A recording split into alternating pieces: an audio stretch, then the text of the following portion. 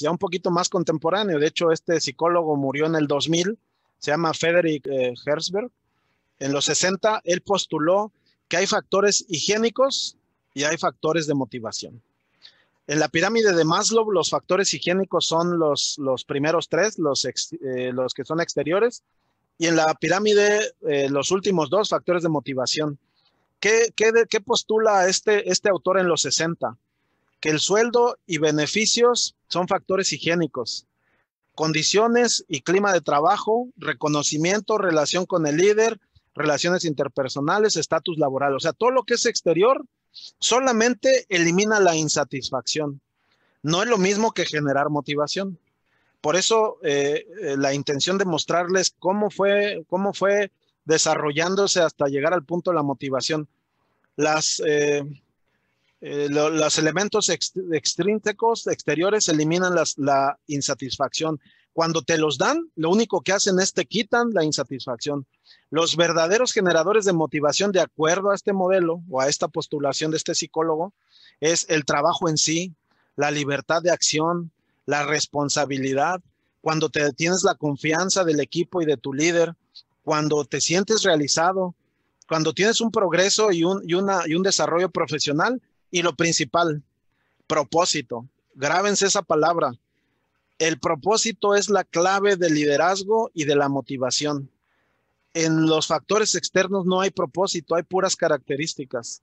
Entonces decía este psicólogo que la verdadera motivación viene del logro, desarrollo personal, satisfacción en el trabajo y reconocimiento.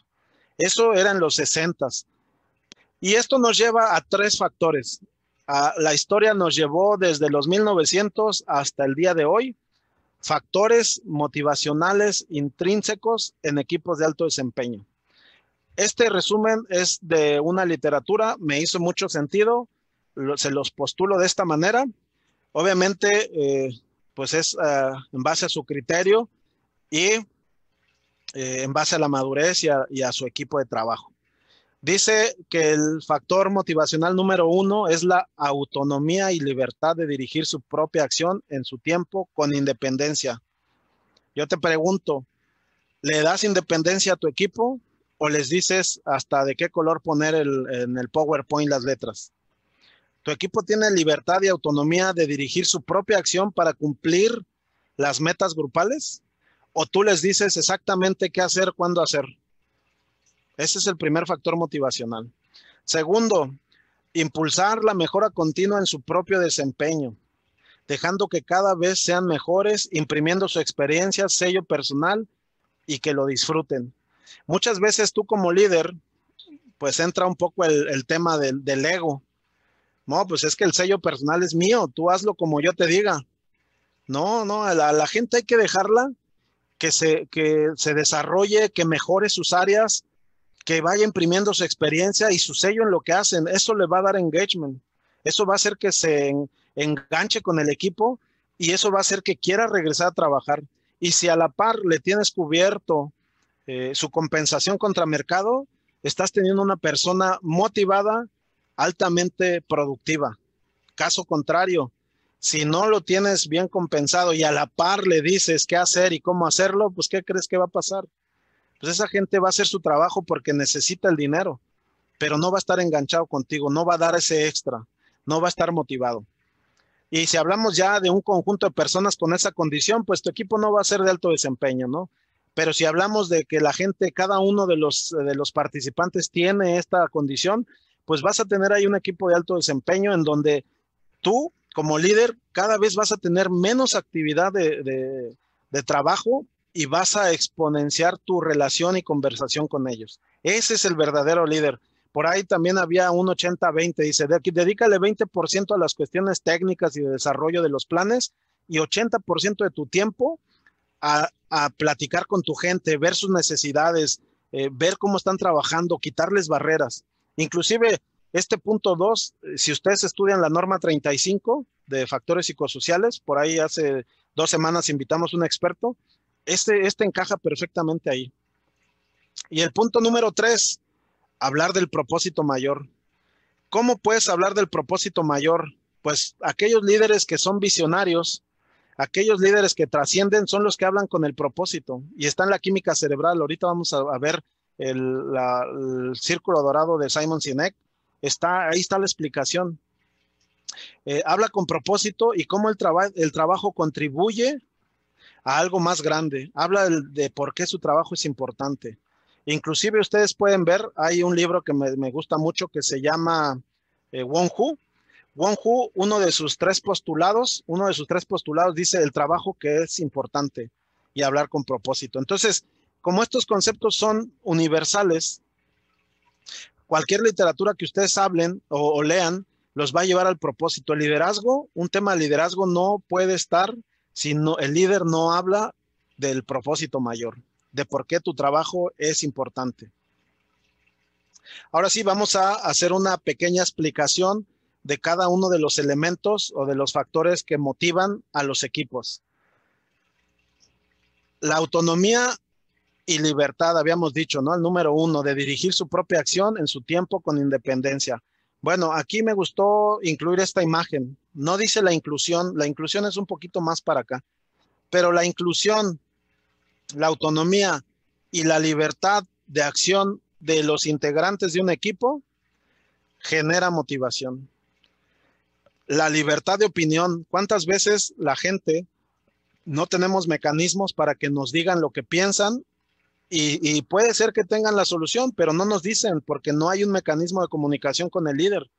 Entonces, tú como líder de un equipo de alto desempeño, tienes que darle libertad de que opinen, escuchar con respeto y retroalimentar.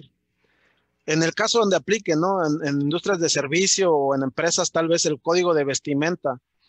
Hay muchas organizaciones muy rígidas todavía que te dicen cómo vestirte, ¿no?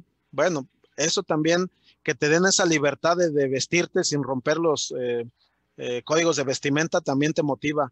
Horarios flexibles. Yo creo que antes de la crisis del COVID, el tema del horario flexible estaba ahí en la mesa. Las empresas más adelantadas ya traían esquemas de home office y horario flexible de entrada, salida, viernes chiquito, etcétera. Ahorita con lo del COVID nos forzó a que todos revisáramos este punto y creo que ya nos dimos cuenta que sí hay un beneficio en el horario flexible. Bueno, si tú en tu equipo de trabajo tienes horario flexible en la acción, no nada más en la entrada y la salida, sino cuando le dejas a que tu equipo se junte, tú dejas que tu equipo trabaje, tú dejas que ellos decidan el horario, estás motivándolos para que lleguen al resultado.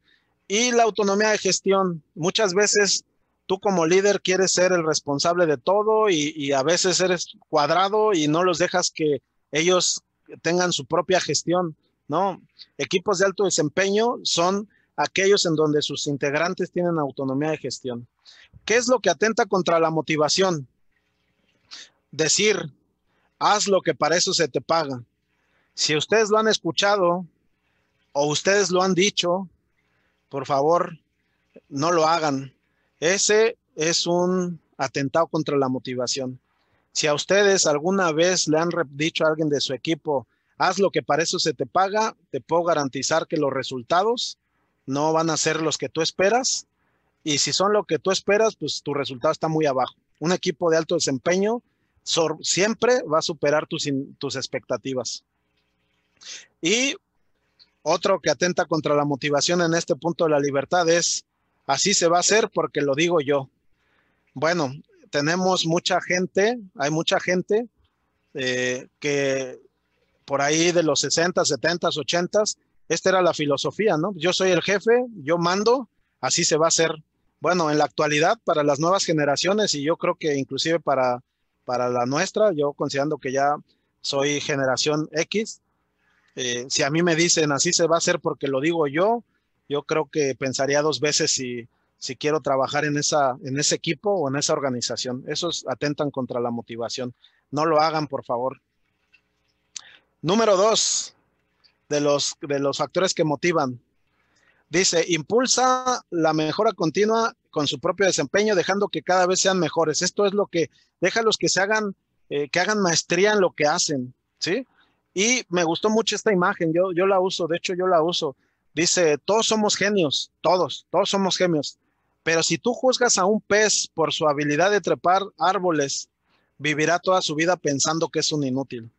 Tú tienes en un equipo de trabajo, y ese es de Albert Einstein, ¿no? También por ahí de esas épocas.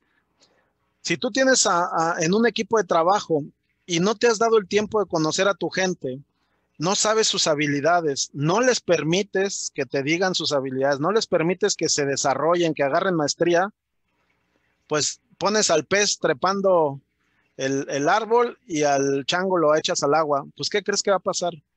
Pues esa gente no va a estar motivada y no va a estar haciendo bien, va a pensar que es un inútil y entonces al generarle esas creencias que lo limitan, tu resultado va a ser ese mismo.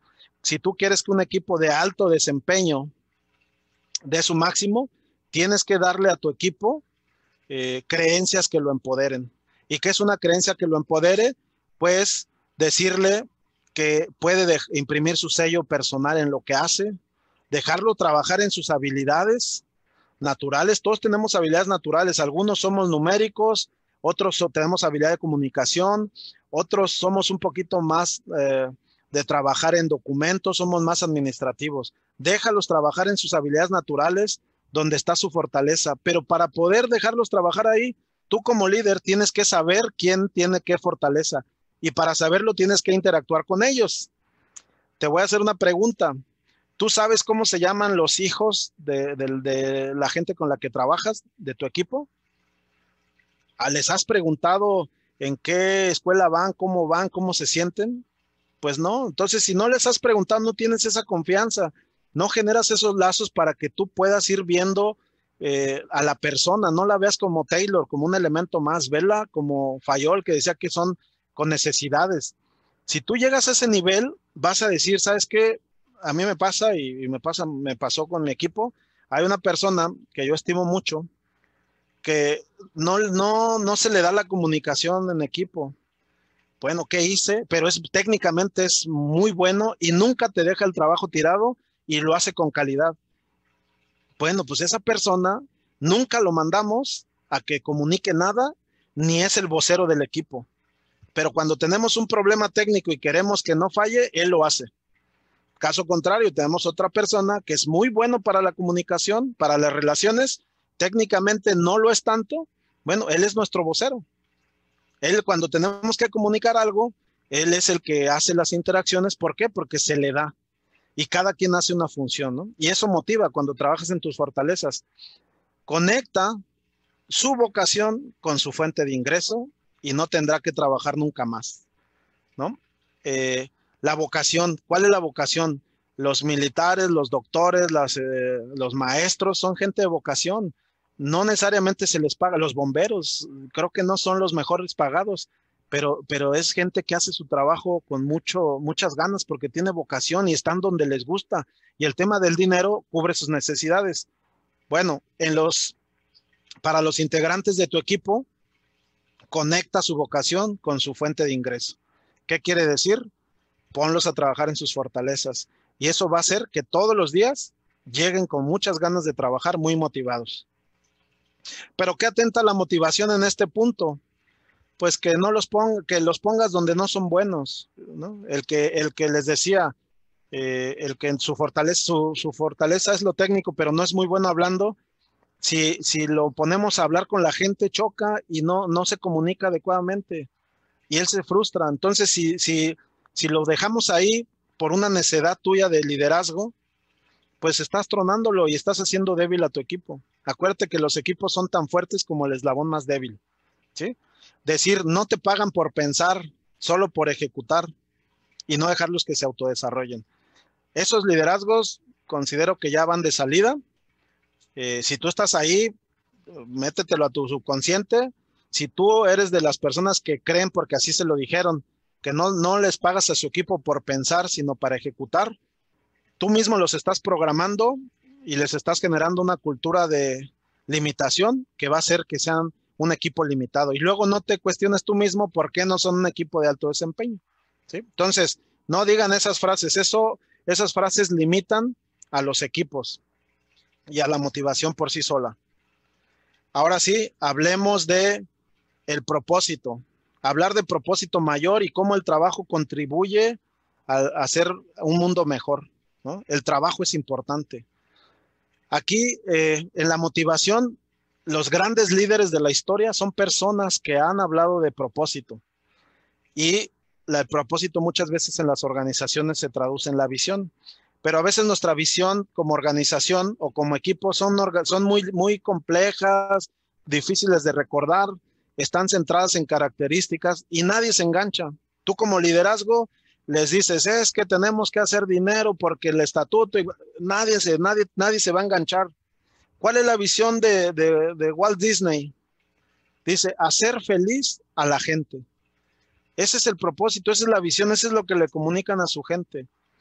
Hablan, los elementos que motivan en el tema del propósito mayor hablan de por qué los líderes que son líderes que motivan y están en equipos de alto desempeño, hablan del por qué es trascendental el cumplimiento del objetivo. Por ejemplo, ahorita, la industria esencial. Si la gente no sabe por qué es esencial y lo ve como una carga y un miedo ir a trabajar, pues seguramente son industrias que tienen mucho ausentismo. Pero aquellos liderazgos que compartieron la misión, la visión de decir, oigan, nosotros somos esenciales, nuestro producto está llegando a los hospitales o está llegando a los enfermos, estamos haciendo que nuestro producto alimente a la gente ahorita en esta época de crisis. Por eso es importante. Fíjense, eso es hablar del propósito. El primero te deja a medias y no motiva. El segundo te dice por qué tu trabajo es importante. Marca un norte o visión que muestra la importancia de por qué tu trabajo es importante para el mundo. Si tú le dijeras a una persona, esta pieza va en un elemento que se le está vendiendo a los hospitales que están siendo COVID y que están sanando gente, por eso es importante hacerlo, les puedo garantizar que inclusive la calidad se va a mejorar. ¿Por qué? Por el simple hecho de que la gente sabe y entiende el propósito y el uso de su producto. Por eso es importante hablar del propósito. Hablar del propósito siempre va a entusiasmar porque nos va a hacer ver como legendarios. Uno de las personas que yo admiro y que he leído su biografía varias veces es Steve Jobs. Steve Jobs tenía, él tenía un propósito y quería cambiar el mundo y de hecho lo dice en la biografía, que la gente decía que Steve Jobs tenía una realidad alterna, que solamente él veía, ¿no? Lo que él tenía era un propósito y juntaba a un grupo pequeño y los hacía creyentes de ese propósito. Por eso es que Steve Jobs, si no lo saben, transformó 6 industrias, no nada más la del celular. De hecho, Steve Jobs cuando compró Pixar, porque lo vendió el de las Guerras de las Galaxias, lo primero que le dijo al diseñador, le dijo, quiero que hagas algo extraordinario. Le dio dinero cuando Pixar perdía. Y en YouTube, si ustedes van y buscan un cortometraje que se llama Teen Toy, es el primer cortometraje que gana un Oscar y lo levanta, el que lo ganó, que fue uno de los fundadores de Pixar. Al final dice Steve Jobs, gracias Steve Jobs. Entonces, fíjense cómo un liderazgo que habla de propósito hace que la gente se mueva y sea de alto desempeño. A mí me impresionó cuando leí esa parte que decía Pixar perdía y Steve Jobs de su dinero estaba poniéndolo, financiándolo, les dio $50,000 y les dijo, quiero que hagan algo extraordinario. Tan extraordinario fue y tanto los motivó su propósito que ganaron un Oscar y lo mencionan. ¿Sí? Entonces, ese es el poder del liderazgo. Yo, en tus equipos de trabajo, te pregunto, a tus equipos de trabajo les haces revisión numérica, les haces revisiones cuantitativas, les revisas punto y coma, o vas y les dices por qué es importante su trabajo y qué hacer y cómo eliminarles las barreras. Eso motiva, lo primero no motiva. Lo que atenta contra la motivación, hablar solo de resultados financieros. ¿Quién se va a comprometer? ¿Quién se va a comprometer con alguien que nada más quiere ver financiero y no te dice cómo vas a transformar al mundo? Solamente engrosar más las arcas de los accionistas. Sí es parte de lo que se puede decir, pero tenemos que ir más allá. No saber por qué tu trabajo es importante, esa es otra cosa. A veces nosotros le decimos a nuestra gente cuál es su descripción de puesto, pero no les decimos cuál es el propósito. Y eso los mantiene desmotivados. Pero si tú les dijeras cuál es el propósito de su trabajo y por qué es importante, estoy seguro que estarías generando gente motivada.